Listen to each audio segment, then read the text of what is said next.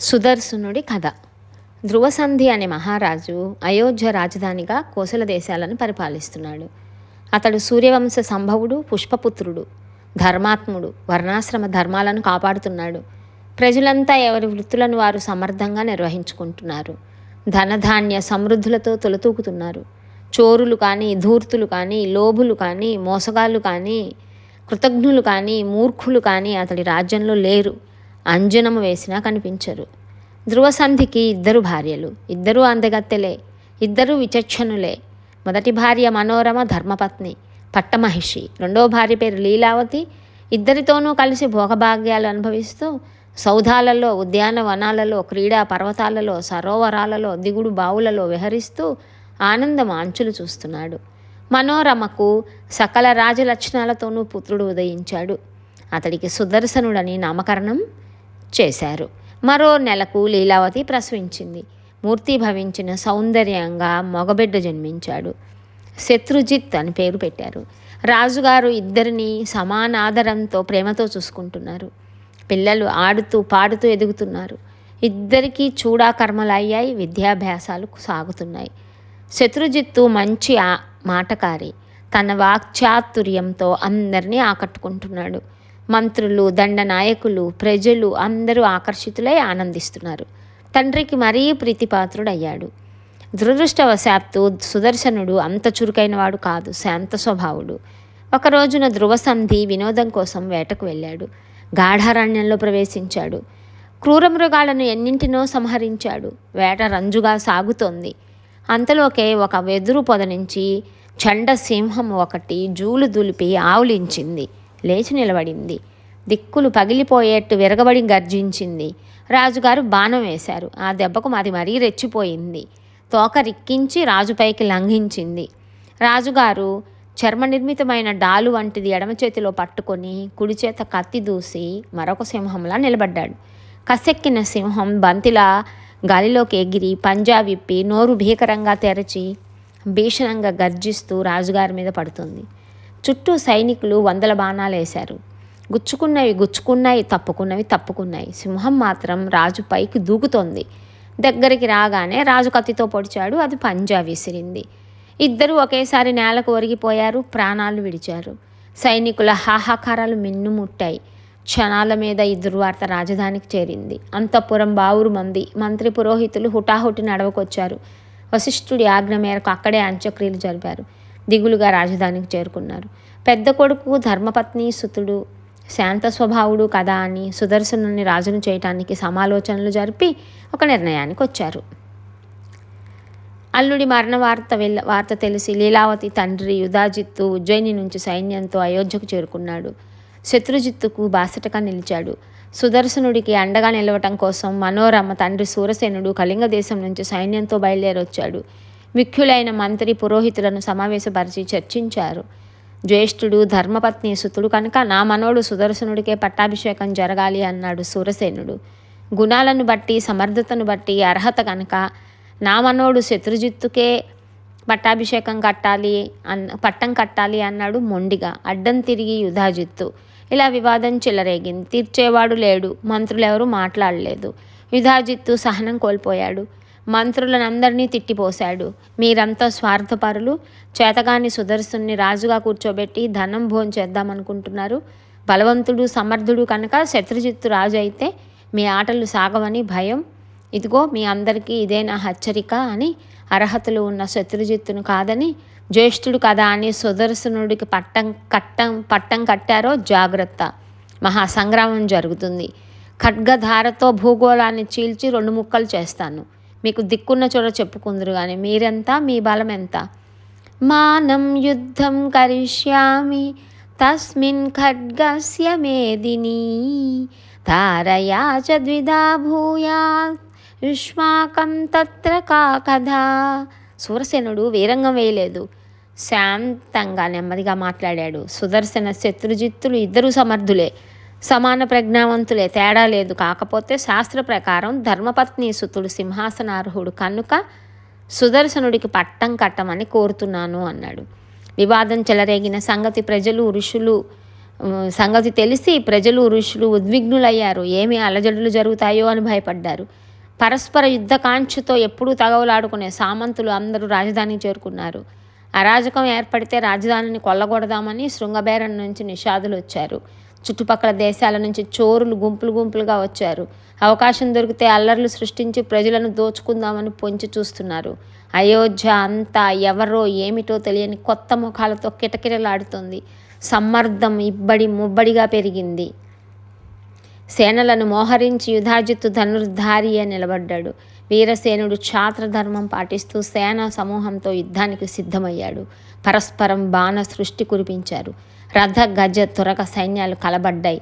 ఘోర సంగ్రామం జరిగింది.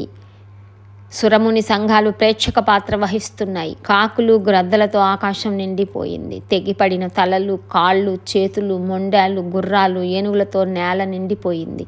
నదిలో కొట్టుకుపోతున్న సొరకాయ బుర్రల్లా రణరంగమంతటా సైనికుల శిరస్సులు, వాటిని తన్నుకుపోవటానికి మూగుతున్న గద్దలు, రాబందులు. శరీరం రాలిపోయిన జీవుడు వీరావేశంతో తన శరీరంలోకే మళ్ళీ ప్రవేశించడానికి ఉవ్విళ్ళూరుతూ అక్కడే తచ్చాడుతున్నాడు. కొందరు వీరులు మరణించి దివ్య విమానాలను అధిరోహించి అందులో ఉన్న అప్సరస్సులకు నేలపై పడి ఉన్న తమ కళేబరాల సొగస్సులను వర్ణించి చూపిస్తున్నారు. ఒక మహావీరుడు మరణించి అప్సరస్సును పొంది కామాగ్నిలో మళ్ళీ దగ్ధుడవుతున్నాడు.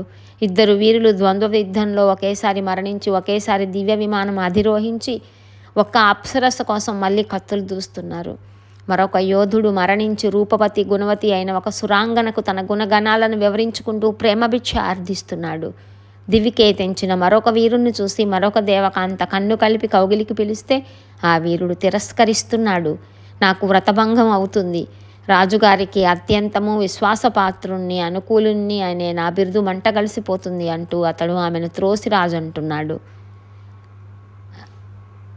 రణరంగంలో లేచిన దుమ్ము ఆకాశమంతటా వ్యాపించి సూర్యుడిని కప్పేసింది. హఠాత్తుగా చీకటులు వ్యాపించాయి. మరి కాసేపటికి అదే దుమ్ము మళ్ళీ నేలకు దిగి రక్త ప్రవాహాలలో తడిసి ముద్దై సూర్యమండలాన్ని రెట్టింపుగా ఎరుపెక్కించింది. భౌమం రజోతి వితతం దివి సంస్థితం చ రాత్రిం చకార తరణించ సమావృణోద్యత్ మగ్నం తథేవ రుధిరాంబు నిధానకస్మాత్ ప్రాదుర్బభూవ రవిరప్యతి కాంతియుక్తః. శూరసేన యుధాజిత్తుల సంగ్రామం అరివీర భయంకరంగా సాగుతుంది. ఉన్నట్టుండి యుధాజిత్తు 10 బాణాలను ఒకేసారి సంధించి విడిచిపెట్టాడు. శూరసేనుడు దారుణంగా నిహతుడయ్యాడు. రథం నుంచి నేలకి ఒరిగిపోయాడు. అతడి సైన్యం కకావికలమైపోయింది. ఎటువారటే పారిత దురదృష్టం నాది. ఇటువంటి కష్టాల నుంచి గట్టెక్కించే సోదరుడు ఒక్కడైనా లేకపోయాడు నాకు. సరే, ఇలా దిగులు పడి ప్రయోజనం లేదు. మన ప్రయత్నం మనం చెయ్యాలి. సిద్ధించటం సిద్ధించకపోవటం అంతా దైవానుగ్రహం. త్వరగా కదలాలి. నన్ను నా పుత్రుడిని రక్షించుకోవాలి అని మనోరమ ఒక నిర్ణయానికి వచ్చి విదల్లుణ్ణి పిలిపించింది. అతడు కార్యసాధన నిపుణుడు, ఆత్మాభిమానం ఉన్నవాడు. మనోరమకు అత్యంత విశ్వాసపాత్రుడైన మంత్రి. ఆ ఆత్మీయుని పిలిచి ఏకాంతంలో భోరుమంది. ఇప్పటి పరిస్థితిలో ఏం చేయాలో సలహా చెప్పమంది. అవునమ్మా, ఇప్పుడు నువ్వు ఇంకా ఇక్కడ ఉండటం క్షేమం కాదు. పారిపోదాం పద, నేను వస్తాను నీతో పాటు. అడవుల్లోకి పోయి అక్కడ నుంచి వారణాసి చేరుకుందాం. అక్కడ సుబాహుడని మా మేనమామ ఉన్నాడు. శ్రీమంతుడు, బలవంతుడును. అతడి రక్షణలో ఉందాం. మాయదారి యుధాజిత్తును దర్శించటానికి జనమంతా కోలాహలంగా ఉన్నారు కనుక మనల్ని ఎవరూ పట్టించుకోరు. అదే వంకతో ఇదే అదనుగా మనము అంతఃపురం నుంచి రాజప్రసాదం నుంచి బయటపడవచ్చు. అక్కడ నుంచి రథం ఎక్కి వెళ్ళిపోవచ్చు. ఈ ఆలోచనకు మహారాణి సమ్మతించింది. లీలావతి దగ్గరికి వెళ్ళింది. రణరంగంలో ప్రాణాలు కోల్పోయిన నా తండ్రిని ఒకసారి దర్శించాలి, వెడుతున్నానని చెప్పి విదల్లుడు సైరంధ్రి వెంటరాగా కొడుకుని తీసుకొని రథం ఎక్కి బయలుదేరింది. రణరంగంలో తండ్రి కలేబరాన్ని చూసింది. ఓలున విలిపించింది. విదల్లుడు సైరంధ్రి ఓదార్చారు. తేరుకుంది. భయంతో వణికిపోతూ తండ్రి శరీరానికి త్వరగా అగ్ని సంస్కారం జరిపింది. వెంటనే బయలుదేరారు. 2 రోజుల ప్రయాణం. గంగాతీరం చేరుకున్నారు. అక్కడ అటవీకులు వీరిని అటకాయించారు. సొమ్ములన్నీ దోచుకున్నారు. రథం కూడా లాక్కున్నారు, పారిపోయారు. కొడుకును చంకనెత్తుకొని సైరంధ్రి చెయ్యి పట్టుకొని ఒక చిన్న తెప్ప ఎక్కి గంగానదిని దాటింది. ముగ్గురు త్రికూట పర్వతం చేరుకున్నారు. అక్కడ భరద్వాజుడి ఆశ్రమం ఉందని తెలిసింది. త్వరగా ఆశ్రమానికి వెళ్ళారు. తాపసులను చూసేసరికి మనోరమకు ధైర్యం వచ్చింది. అందరికీ పాదాభివందనం చేసింది. భరద్వాజుడు అడిగాడు, ఎవరమ్మా నువ్వు? కష్టాల పాలై ఇటు వచ్చినట్లున్నావు? దేవతవా? పసిబిడ్డతో వచ్చావు, రాజ్యం కోల్పోయిన మహారాజుకో ఇల్లాలు అనిపిస్తున్నావు, ఏమిటి నీ వృత్తాంతం చెప్పమ్మా అని అడిగాడు. ఈ పలకరింపుతో మనోరమ దుఃఖం కట్టలు తెంపుకుంది. వెక్కి వెక్కి ఏడ్చింది. కాసేపటికి ఊపిరి తిప్పుకుంది. విదల్లుడి వైపు చూసింది. అతడు భరద్వాజుడికి విషయమంతా చెప్పాడు. మా అమ్మగారిని తమరే కాపాడాలి, ఆర్తులను భీతులను రక్షిస్తే యజ్ఞం చేసిన దానికంటే ఎక్కువ పుణ్యమని తమ వంటి పెద్దలు చెప్పగా విన్నాను. మహర్షి శరణని కాళ్ళ మీద పడ్డాడు. ఆర్తస్య రక్షణే పుణ్యం యజ్ఞాధికముదాహృతం భయత్రస్తప్య దీవస్య విశేష ఫలదం స్మృతం. చిట్టి తల్లి, నిర్భయంగా ఉండు. ఇక్కడ నీకు ఏ ఇబ్బంది కలగదు, ఏ దుఃఖము ఉండదు. కొడుకును శ్రద్ధగా పెంచి పెద్దవాణ్ణి చేయి, తప్పకుండా మహారాజు అవుతాడు అని భరద్వాజుడు అనుజ్ఞతో పాటు ఆశీస్సులు అందించాడు. వారి కోసం ఒక పర్ణశాలను చూపించాడు. ముగ్గురు అందులో తలదాచుకుంటూ కాలక్షేపం చేస్తున్నారు. జనమేజయ, యుధాజిత్తు రణరంగం నుంచి విజయ గర్వంతో అయోధ్యాపురం ప్రవేశం చేశాడు. సుదర్శనుని కూడా చంపి తన మనుమడి పాలనను కంటకం చెయ్యాలి అనుకున్నాడు. మనోరమ కోసం అంతఃపురం అంతా గాలించాడు. పరిచారికలను రొక్కించాడు. జాడ తెలియలేదు. నగరం అంతటా అన్వేషించండి, ఎక్కడ ఉన్నా పట్టి తెండి అని భటులకు ఆజ్ఞాపించాడు. ఒక శుభముహూర్తాన శత్రుజిత్తుకు పట్టాభిషేకం జరిపించాడు. రాజ్యమంతటా ఉత్సవం ప్రకటించాడు. అధికారులకు అనధికారులకు ప్రజలకు అందరికీ పెద్ద ఎత్తున కానుకలు పంచిపెట్టించాడు. అందరూ సంతోషించారు. కొత్త రాజు శత్రుజిత్తుకు జై అన్నారు, జై జై అన్నారు. కొందరు సజ్జనులు మాత్రం ఇళ్లల్లో నిశ్శబ్దంగా రోధించారు. యోగ్యుడు సుదర్శనుడు ఏమైపోయాడో, మహాసాధ్వి మనోరమ ఏమైపోయిందో, సూరసేనుణ్ణి అన్యాయంగా చంపేశాడు యుధాజిత్తు. అక్రమంగా సింహాసనం దోచుకొని మనవడికి కట్టబెట్టాడు అనుకుంటూ లోపల కుమిలిపోయారు. అసక్తతను నిందించుకున్నారు. యుధాజిత్తు కొంతకాలం పాటు అయోధ్యలోనే ఉండి మనవడి పరిపాలన సజావుగా సాగటానికి అవసరమైన ఏర్పాట్లన్నీ చేసి తన ఉజ్జయినికి చేరుకున్నాడు. మనోరమ, సుదర్శనుడు భరద్వాజుడి ఆశ్రమంలో ఉన్నారని చారులు సమాచారం అందించారు. ఆశ్రమంలోనే వారిని కడతేరుస్తానంటూ వెంటనే బయలుదేరాడు. శృంగబేర పురాధిపతి దుర్దర్శుడు అనే కోయరాజును కలుసుకున్నాడు. భరద్వాజ ఆశ్రమం ఈ శృంగబేరానికి దగ్గరలోనే ఉంది. యుధాజిత్తు ససైన్యంగా వచ్చి శృంగబేరంలో విడిది చేశాడనే వార్త ముని బాలకుల ద్వారా మనోరమకు తెలిసింది. సుదర్శనుని చంపటానికే వచ్చి ఉంటాడని గ్రహించింది. గజగజలాడింది. మహర్షి దగ్గరికి పరిగెత్తింది. ఇప్పుడు ఏమి చెయ్యను, ఎక్కడికి పోను? యుధాజిత్తు వచ్చాడు, నా తండ్రిని సంహరించాడు, తన మన్మడుని రాజును చేశాడు. ఇప్పుడు ఇంకా నా కొడుకును చంపటానికి వచ్చాడు. సందేహం లేదు మహర్షి. గతకాలపు గాథలు చాలా జ్ఞాపకం వస్తున్నాయి. ఒకప్పుడు జయద్రథుడు ఇలాగే ఆశ్రమానికి వచ్చి అక్కడ అరణ్యవాసంలో తలదాచుకుంటున్న ద్రౌపదిని ఒంటిపాటును అవమానించాడు. ఎవరిని నమ్మటానికి లేదు. నమ్మామో కన్నీట మునిగామన్న మాటే. బలిచక్రవర్తి ఏమయ్యాడు? ధర్మాత్ముడు, మహాదాత, 99 యజ్ఞాలు చేసినవాడు. ప్రహ్లాదుడికి సాక్షాత్తు పౌత్రుడు. అయితేనేమి మోసానికి గురయ్యాడు. మోసం చేసింది మాత్రం సామాన్యుడా? సాక్షాత్తు విష్ణుమూర్తి, సత్యస్వరూపుడు, వేదగమ్యుడు, యోగి సేవ్యుడును. దేవకార్యసిద్ధి కోసం కశ్యపుడికి వామనుడిగా పుట్టి 3 అడుగుల నేల ఇమ్మన్న వంకతో బలిని పాతాళానికి తొక్కేశాడు. ఇంద్రుడి ఇచ్చకం కోసం విష్ణుమూర్తియే ఇలా మోసం చేస్తే ఇక సామాన్య మానవుల మాట చెప్పాలా స్వామి? అందుచేత ఎవరిని ఎప్పుడూ నమ్మకూడదు. లోభం మనస్సులో ప్రవేశించిందంటే ఇంకా వాడికి పాపభయం కానీ పరలోక భయం కానీ ఏమాత్రమూ ఉండదు. త్రికరణ శుద్ధిగా పరుల సొమ్మును కాజేస్తాడు. ఎంతకైనా దిగజారుతాడు. భరద్వాజ, అసలు మనుషుల ఆలోచనల్లోనే ఏదో తేడా ఉందనుకుంటాను. ధన సమృద్ధి కలిగించమంటూ దేవతలను ఆరాధిస్తారు. దేవతలేమన్నా తమ చేతుల్లో ఉన్నదాన్ని సొమ్ము వెంటనే అందిస్తారా? ఎవరి దగ్గర నుంచో తెచ్చి వీరికి ఇవ్వాలి. అంటే వ్యాపారం అన్నా చేయాలి, చౌర్యమన్నా చేయాలి, ఎవరితోనో దానమన్నా ఇప్పించాలి, లేదంటే బలప్రయోగం చేసి ఎవడి బుర్రో బద్దలు కొట్టి పట్టుకువచ్చి వీరికి ఇవ్వాలి. అంతే కదా. అమ్మి డబ్బు చేసుకోవటం కోసం ధాన్య వస్త్రాదుల్ని ఉత్పత్తిదారుల నుంచి అధికంగా చౌకగా స్వీకరించిన వైశ్యుడు నాకు ధన సమృద్ధి అత్యధికంగా కలగాలంటూ దేవతలని అర్చిస్తున్నాడు. దీని అర్థం ఏమిటి? తాను కొనేటప్పుడు బాగా తక్కువ ధర, అమ్మేటప్పుడు బాగా ఎక్కువ వేళ రావాలనుకోవటం సబబేనా మరి? మహర్షి, ప్రాణులంతా పరాయి సొమ్ముకి ఆశపడేవారే. ఎవరిని నమ్మేది? తీర్థయాత్రలు, దాన ధర్మాలు, చదువు సంధ్యలు అన్నీ వ్యర్థం. లోభులకు ఎవరు ఏది చేసినా అది చెయ్యనట్టే. అందుచేత ఓ మహానుభావ, దయచేసి ఈ యుధాజిత్తు తక్షణం ఇక్కడ నుంచి వెళ్ళిపోయేట్టు చూడు. నేను సీతాదేవిలాగా నీ ఆశ్రమంలో నా కొడుకును పెట్టుకుని క్షేమంగా ఉంటాను. మనోరమ అభ్యర్థనకు భరద్వాజుడు సమ్మతించాడు. హుటాహుటిన యుధాజిత్తు దగ్గరికి వెళ్ళాడు. తక్షణం ఆ ప్రాంతం విడిచిపెట్టి ఇంటికి వెళ్ళిపోమని ఆజ్ఞాపించాడు. యుధాజిత్తు బతిమాలుకుంటున్న ధోరణిలో మాట్లాడాడు. భరద్వాజర్షి, ఇదేమి అన్యాయం? నేను ఈ ఆశ్రమంలోకి రాలేదు.